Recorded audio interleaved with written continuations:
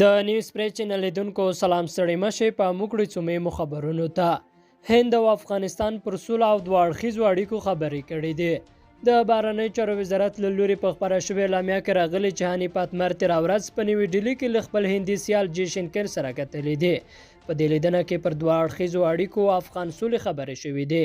اتمر ویلي چې په تېرو 12 لسیزو کې له افغانستان سره د هند مرسته مهمه او د پام وړ دي او په راتلونکي کې هم د دغه هیواد مرستو ته ارزښت ورکوي دواړو لورو همداراز ویلي چې د افغانستان له لارې به د جنوبي او مرکزي اسیا ترمنځ سوداګریزې او ترانزیتي اړیکې پراخې شي او د چبهار بندر په مرسته به اقتصادي فعالیتونه پراخ شي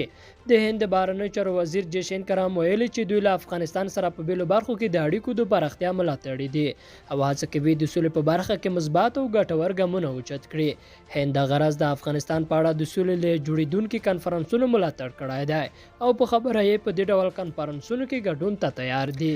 بلخوا سټولټنبرګ وایي طالبان د نړیوالو ترهګرو له ملاتړه لاس واخلي نټو یو ځل بیا له نړیوالو ترهګرو سره د طالبانو پر اړیکو نیوکه کړې ده ویلي دي چې دغه ډلې تر اوسه پورې له نړیوالو ترهګرو ځانګړې توګه القاعده او داعش سره خپل اړیکې نه دي پرې کړې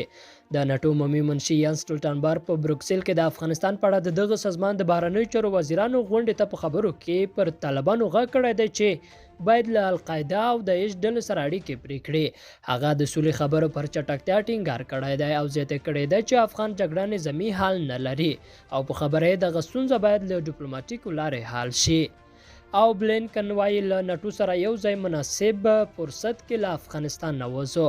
د امریکا د بهرنیو چارو وزیر انتونی بلینکن ویلي چې دوی له افغانستان څخه د خپلو سرتیرو د وتلو پر مهال ویشت بیا کتنه پیل کړې ده هغه ویلي چې له افغانستان څخه د امریکایي سرتیرو د وتلو مهال ویشت چې د می میاشتې لومړۍ نیټه ده تر ارزونې لاندې ده او دوی به په دې اړه وروستي معلومات پر وخت له نټو سره شریک کړي لیدونکو دا و د دې ساعت لاندې مهم خبرونه چې مو اورېدل تر بیا ښې چارې الله مو مل